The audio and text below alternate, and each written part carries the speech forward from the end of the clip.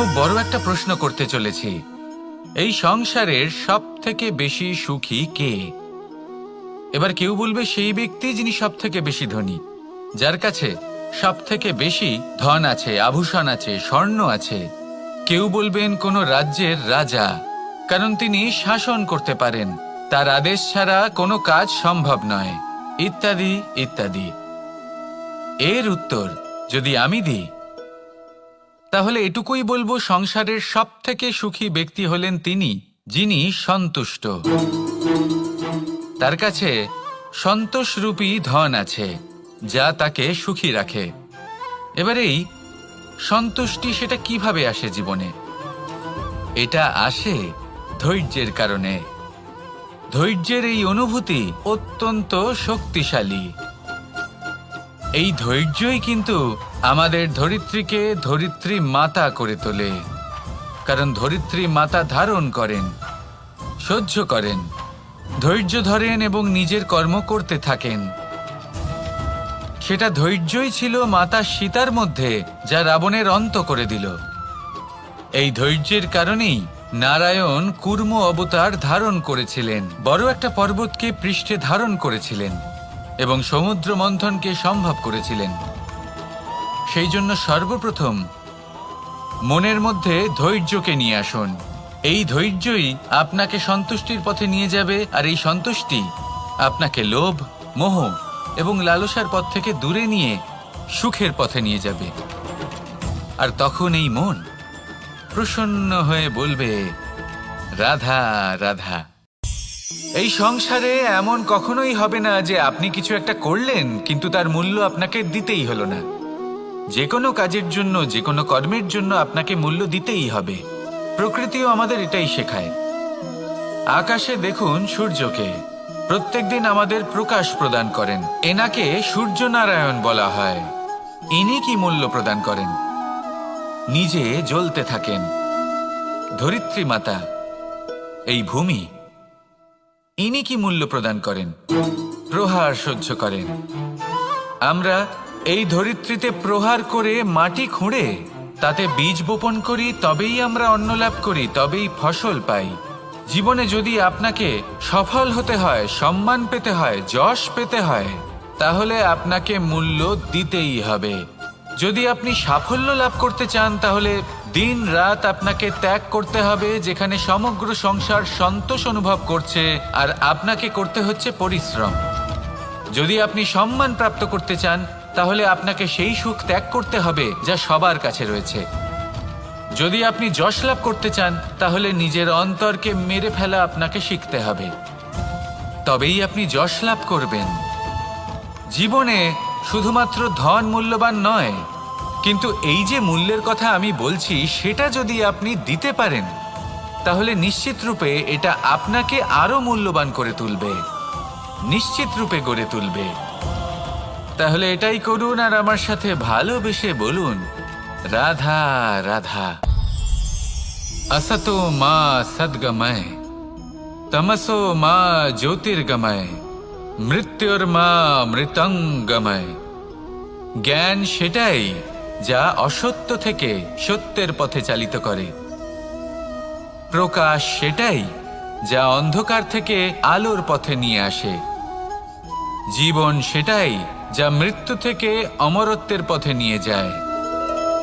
এবার এই তিনটে, জ্ঞান, জীবন এবং প্রকাশ, একই রকম। শূন্য থেকে এর উৎপত্তি হয় এবং আস্তে আস্তে আপনার জীবনে বিস্তার লাভ করে। এবার আমরা এটাই ভাবি যে কেমন করে এই তিনটিকে আগলে রাখা যায়। এর উত্তর হলো, এদের আগলে রাখার প্রয়োজনই নেই, ভাগ করে দিতে হবে। কোনো বৃক্ষকেই দেখে নিন, একটি বৃক্ষ অনেক বছর ধরে বেঁচে থাকে। কেন? কারণ সে ভাগ করে দিতে জানে। সে নিজের বীজ ছড়িয়ে দেয়, এই ধরিত্রীতে দেয়, সেই বীজ যা অঙ্কুরিত হয়ে এক নতুন বৃক্ষকে জন্ম দেয়। শুধু ছড়িয়ে দিয়ে একটি বৃক্ষ জীবন দান করতে পারে। যদি কোনো ব্যক্তি জ্ঞান ছড়াতে শিখে যান, যদি প্রকাশ, আলোর কিরণ ছড়িয়ে দিতে শিখে যায়, কোনো ব্যক্তি তার জীবনের সুখ ছড়িয়ে দিতে শিখে যান, তাহলে তিনি মৃত্যুর পরও মৃত হন না। এই ভাগ করে দেওয়ার সুখটাই কিছুটা আলাদা। এই সুখ অনুভব করুন আর আমার সাথে ভালোবেসে বলুন, রাধা রাধা। এই সংসারের সব থেকে বড় যুদ্ধ কোনটা? দেব-অসুরের যুদ্ধ, যা অনেক বছর ধরে চলেছিল, নাকি রাম রাবণের যুদ্ধ, নাকি মহাভারত? না, সংসারের সব থেকে বড় যুদ্ধ হলো সেইটা যা নিজের সাথে লড়া হয়, নিজের মনের সাথে লড়া হয়, নিজের অন্তরের সাথে লড়া হয়। এটাই সব থেকে বড় যুদ্ধ। এবার নিজেই দেখুন আপনার সব থেকে বড় শত্রুকে। আপনার স্বার্থ, আপনার কামনাগুলি, আপনার অহংকারগুলি, যা আপনাকেই নষ্ট করে দেয়। যদি এদের ওপর আপনি বিজয় লাভ করতে পারেন, তাহলে ধরে নিন এই সংসারে সবার ওপরে আপনি বিজয় লাভ করতে পারবেন। এই সংসারে কেউ আপনাকে পরাজিত করতে পারবে না। কিন্তু তার জন্য প্রয়োজন অনুভূতির। অনুভূতি ভালোবাসার, অনুভূতি অনুপ্রেরণার। যে ব্যক্তি ভালোবাসতে পারেন এবং প্রেরণা দিতে পারেন, তিনি চিরকাল জয়লাভ করতে পারেন। নিজের কাছে ভালোবাসার এক অস্ত্র রাখুন আর প্রেরণার এক ঢাল। জীবনে কেউ আপনাকে পরাজিত করতে পারবে না। বনে প্রবেশ করলো, ভালোবেসে বলুন, কেউ অন্ধকার গুহায় প্রবেশ করলো, কেউ দূরে কোনো পর্বতের শিখরে পৌঁছে গেল। যে মুহূর্তে দেখলো তাদের কেউ দেখতে পাচ্ছে না, তারা সেই বলি দিতে চেষ্টা করলো। যেই বলি দিতে গেল, সেই পাখি আলোর কিরণে পরিবর্তিত হলো এবং লুপ্ত হয়ে গেল। একজন শিষ্য ছিল যে আবার গুরুর কাছে ফিরে এলো। সে বলল, ক্ষমা করবেন গুরুদেব, কিন্তু আমি এমন কোনো স্থান পেলাম না যেখানে কেউ আমাকে দেখতে পাচ্ছে না। অন্য কেউ না দেখতে পেলেও আমি নিজে দেখতে পাচ্ছিলাম, আমার অন্তর্মন দেখতে পাচ্ছিল। সেই শিষ্য বুঝতে পেরেছিল যে পরমাত্মার দৃষ্টি সবসময় তাকে দেখতে পাচ্ছে, আর ও কখনো অনুচিত কর্ম করতে পারবে না। আর শুধুমাত্র এই কারণে সেই শিষ্যই সেই পরীক্ষায় উত্তীর্ণ হলো। আসুন আর আমার সাথে ভালোবেসে বলুন, রাধা রাধা। আমরা সবাই ফল খাই, কিন্তু আমাদের সেই ফলই প্রিয় হয় যে পরিপক্ক হয়ে ওঠে, যেটা নম্র হয়, আর যে ফল অনেক বেশি মিষ্টি আর সুস্বাদু হয়ে থাকে, যাদের রঙে বাহার দেখা যায়। সেইভাবে জীবনে আমরা নানান মানুষের সাথে পরিচিত হই, কিন্তু সেই মানুষই আমাদের মন ছুঁয়ে যায় যারা বিনম্র স্বভাবের, যাদের বাণী খুব মধুর, যাদের অন্তরে আত্মবিশ্বাসের একটা তেজ, একটা রং দেখা যায়। এবার এমন ব্যক্তি আমরা কি করে হব? ঠিক সেইভাবেই যেমন একটা ফল রোদ, বর্ষা, শীত, বায়ু, এই সকল সংকটময় পরিস্থিতির সম্মুখীন হয়ে পরিপক্ক হয়ে ওঠে, সেইভাবেই মানুষ সংকটময় পরিস্থিতির সম্মুখীন হয়ে পরিপক্ক হয়ে ওঠেন। যদি এই সংকটের সম্মুখীন হন, তাহলে অভিজ্ঞ হবেন, আর এই অভিজ্ঞতাই শিক্ষা দিয়ে যাবে। এই অভিজ্ঞতা আমাদের শিখিয়ে দেয় যে আমাদের বিনম্র থাকতে হবে। অহংকার করে কোনো লাভ নেই। মধুর বাণীর যে কি মূল্য তা আমরা শিখতে পারি। এই অভিজ্ঞতাই আমাদের বুঝিয়ে দেয় যে উচিত অনুচিত কোনটা, আমাদের দৃষ্টিভঙ্গি তৈরি করে, আর এই দৃষ্টিভঙ্গি দ্বারা আত্মবিশ্বাস জাগ্রত হয়। সেই জন্য জীবনে কখনো বিপদ থেকে দূরে পালাবেন না, সেগুলোর সম্মুখীন হন, অভিজ্ঞতা লাভ করুন, তার থেকে শিক্ষা লাভ করুন, এইভাবেই পরিপক্ক হবেন। আসুন আমার সাথে ভালোবেসে বলুন, রাধা রাধা। মানুষ বর্তমানে নিজের জীবন অতিবাহিত করেন, কিন্তু তার জীবনে অতীতকাল এবং ভবিষ্যৎকাল এই দুটোরই সমান গুরুত্ব রয়েছে।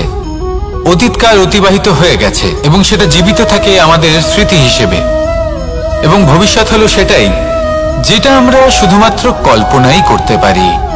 এবার অতীতের কিছু স্মৃতি এমন থাকে যা আমাদের কাছে আনন্দময় হয় না, তা কটু হয়, দুঃখজনক হয়, যন্ত্রণাদায়ক হয়।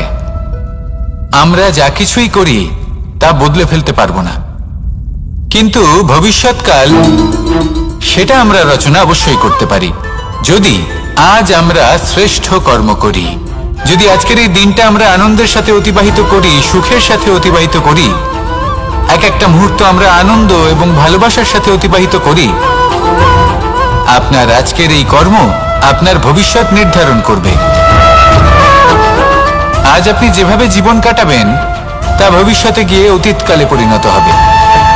আর তখন আপনি এমন স্মৃতি খুঁজে পাবেন যেখানে আপনি প্রত্যেকটি মুহূর্ত প্রেম এবং আনন্দের সাথে অতিবাহিত করেছেন, এবং সেই স্মৃতি মধুর হবে। তাহলে আজ শ্রেষ্ঠ এবং উচিত কর্ম করুন। আপনি নিশ্চিত রূপে একটি উজ্জ্বল, শুদ্ধ, পবিত্র এবং আনন্দময় ভবিষ্যৎ লাভ করবেন। আসুন আমার সাথে ভালোবেসে বলুন, রাধা রাধা। এই সংসারে অনেক অনেক এমন জ্ঞানী আছেন যারা নিজের সমস্ত জীবন জ্ঞান অর্জন করতে অতিবাহিত করেছেন। এই সংসারে এমন কোনো বেদ নেই, কোনো পুরাণ নেই, কোনো শাস্ত্র নেই, কোনো ভাষা নেই যা ওনারা জানেন না।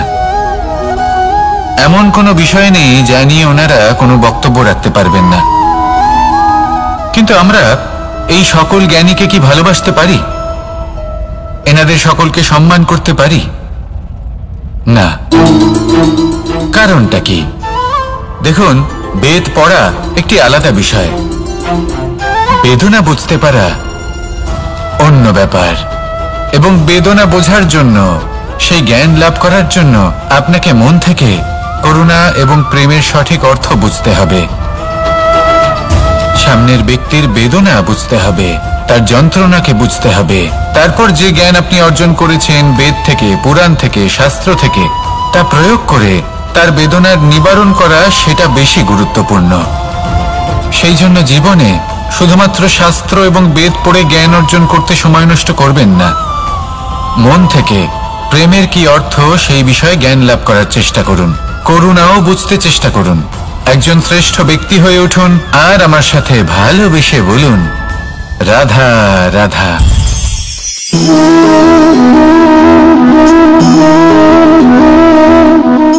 জল এই সংসারের সমস্ত প্রধান তত্ত্বের মধ্যে একটি। এই জল যে কোনো জ্বালা দূর করে, আগুনকে নিভিয়ে দেওয়ার ক্ষমতা রাখে, অবিরল অবিচল ভাবে প্রবাহিত হতে পারে, একে কেউ বাধা দিতে পারে না। এর পথে বাধা সৃষ্টি করলে নিজের পথ নিজেই খুঁজে নেবে, বা সে নিজেই নিজের পথ বানিয়ে নেবে, কিন্তু কখনো থামবে না। এই জল হলো মহান, আর এর একটা মহান গুণ আছে, এর নিজস্ব কোনো রং নেই। কিন্তু যখন মেঘ থেকে বৃষ্টি রূপে পৃথিবীতে ঝরে পড়ে, তখন সমস্ত সংসারকে রঙিন করে তোলে। যেখানে খরা হয়েছে সেখানে শ্যামল করে তোলে, যে স্থান শ্যামল সেখানে ভিন্ন ভিন্ন প্রকারের পুষ্প ফুটিয়ে তোলে। এই জল, এই জলের মতন আমাদের হতে হবে। ওর যেমন কোনো রং নেই, আমাদেরও যেন কোনো অহংকার না থাকে। শুধু কর্মের এই ধারাতে বইতে থাকুন, এই সংসারের মঙ্গল করতে থাকুন, শ্রেষ্ঠ কর্ম করতে থাকুন। এই সংসারকে এটা বলার কোনো প্রয়োজন নেই যে আপনি কে। আপনি যদি কর্ম করতে থাকেন, তাহলে এই সংসার নিজে থেকেই আপনার মূল্য জানতে পারবে, আর তখন এই মন প্রসন্ন হয়ে বলবে, রাধা রাধা। বড়ই অদ্ভুত ব্যাপার, একটি পাথরের প্রতিমা যখন মন্দিরে স্থাপিত হয়, তখন তা আমাদের কাছে ভগবান সম হয়ে দাঁড়ায়। কিন্তু যখন একজন জীবিত মানুষ মন্দিরে গিয়ে থাকেন, তখন তার শরীর, মন, আত্মা সেই সব পাথর সম হয়ে দাঁড়ায়। কিন্তু এমনটা আমি ঠিক কেন বললাম ভেবে দেখুন। মানুষ এটা চান যে কোনো পরিস্থিতি, যে কোনো স্থানেই তার বিজয় হোক।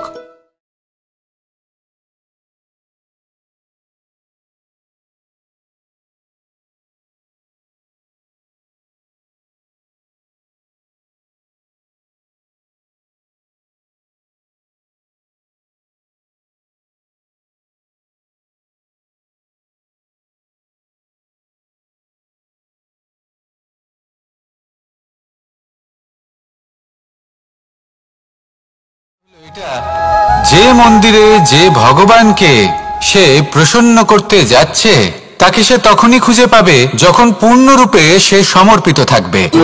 যদি মনে সমর্পণের ভাব না থাকে, তাহলে ভগবান কখনো প্রসন্ন হবেন না। নিজের উত্তরদায়িত্ব বোঝার বদলে মানুষ শুধু একটা অনুষ্ঠান পালন করেন। যেমন ফুলের একটা মালা অর্পণ করেন, আর সেই কারণেই তিনি পরাজিত হন।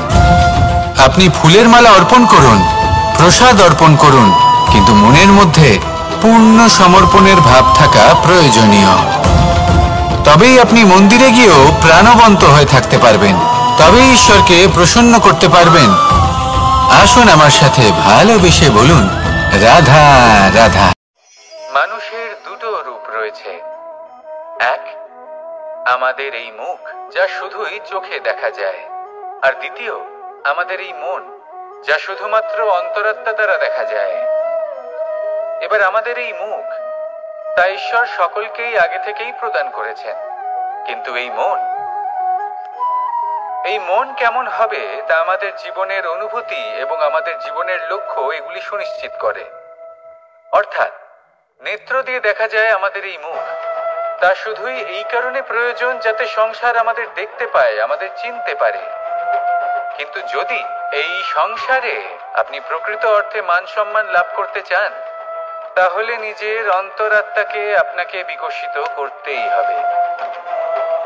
দেখুন, কথায় আছে এই যে অসুর, তা শারীরিকভাবে উপস্থিত নয়, তা মনের মধ্যে থাকে। যদি এই মন থেকে অসুরকে বের করে দেওয়া যায়, তাহলে শরীরে তা উপস্থিত থাকবেই না। তাই মনকে শুদ্ধ করুন আর আমার সাথে ভালোবেসে বলুন, রাধা রাধা। পরিশ্রম, এই শব্দগুলি শুনতে হয়তো ছোট মনে হয়, কিন্তু এর মূল্য অনেকটাই অধিক। এবার প্রয়াসও কিন্তু দুই ধরনের হয়। একটা প্রয়াস তাই যা আমরা নিজের মন থেকে, অন্তর থেকে সমগ্র শক্তি দিয়ে করার চেষ্টা করি। এবারে এই প্রয়াস প্রচেষ্টার নামান্তর। কিছু প্রয়াস এমন হয় যেমন দ্রুতক্রীড়া খেলা। মানুষ বলেন, আজ একটু প্রয়াস করি, একটু দ্রুতক্রীড়া খেলেই দেখি। যদি বিজয়ী হই তবে ভালো ব্যাপার, যদি না হই তবে আর কখনো খেলবো না। এটাও কিন্তু প্রয়াস, কিন্তু এই প্রয়াস পরিশ্রম নয়। পাণ্ডবদের দেখুন, ওনারা যখন পরিশ্রম করেছিলেন, তখন খাণ্ডবপ্রস্থকেও ইন্দ্রপ্রস্থ বানিয়েছিলেন। দ্রুতক্রীড়া খেললেন, সেই মুহূর্তেই ইন্দ্রপ্রস্থ হারিয়ে ফেললেন। পরিশ্রম করলেন, সগৌরবের রাজা হলেন। দ্রুতক্রীড়া খেললেন, তখন এক মুহূর্তে রাজা থেকে নিঃস্ব হয়ে গেলেন। সারমর্ম এটাই যে দ্রুতক্রীড়া কখনো কখনো আপনার মিত্র হতে পারে, কখনো সে আপনাকে বিজয়ী করতে পারে। কিন্তু প্রয়াস এবং পরিশ্রম যখন একসাথে মিলিত হয়, তখন তা সর্বদাই আপনার সাথে থাকে। প্রয়াস করতে থাকুন, পরিশ্রম করতে থাকুন, আর আমার সাথে ভালোবেসে বলুন, রাধা রাধা। কখনো কোনো বাগানের কোনো বৃক্ষকে দেখেছেন যেখানে সুগন্ধি ফুল থাকে, রসালো ফল থাকে? তখন মন প্রফুল্ল হয়ে ওঠে, মন থেকে সেই বৃক্ষের প্রতি ভালোবাসা জন্মায়। কিন্তু যিনি বাগানের মালিক, শুধুমাত্র তিনিই জানেন যে কিভাবে এই বৃক্ষকে আগলে রাখতে হয়, কিভাবে তার পরিচর্যা করলে এতে সুন্দর সুগন্ধি ফুল হবে, রসালো ফল হবে। কখনো কখনো প্রয়োজনের থেকে বেশি রোদ পেলে এই বৃক্ষগুলি শুকিয়ে যায়, প্রয়োজনের থেকে কম রোদ পেলেও এই বৃক্ষ কিন্তু শুকিয়ে যায়। প্রয়োজনের থেকে কম জল যদি পায়, এই বৃক্ষ শুকিয়ে যেতে পারে। প্রয়োজনের থেকে অতিরিক্ত জল যদি পায়, তখনও এই বৃক্ষের শিকড়গুলি নষ্ট হয়ে যেতে পারে। এবার এটাই কিন্তু আমাদের সংসারের সাথেও হয়। আমাদের সংসারের সকল প্রতিভাশালী ব্যক্তি, যেমন লেখক, বিচারক, প্রবক্তা, যোদ্ধা, এদের সবার ক্ষেত্রে এই কথাটাই প্রযোজ্য।